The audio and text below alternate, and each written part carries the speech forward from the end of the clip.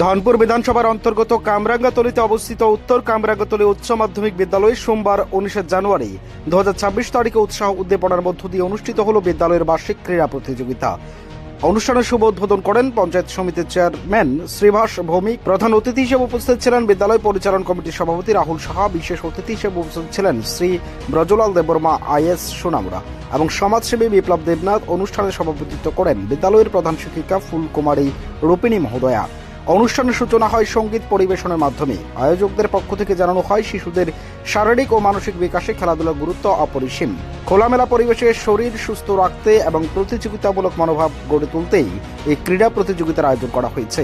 দিনভর বিভিন্ন ক্রীড়া প্রতিযোগিতার অংশ নেন বিদ্যালয়ের ছাত্রছাত্রীরা। শিক্ষার্থীদের প্রাণবন্ত অংশগ্রহণ ও অভিভাবকদের উপস্থিতিতে অনুষ্ঠানটি এক আনন্দঘন পরিবেশে সম্পন্ন হয়। শেষে বিজয়ীদের হাতে পুরস্কার তুলে দেওয়া হয়। সমগ্র অনুষ্ঠানের সাফল্যে বিদ্যালয় কর্তৃপক্ষ, শিক্ষক শিক্ষিকা ও আয়োজকদের আন্তরিক সহযোগিতার জন্য ধন্যবাদ জানান।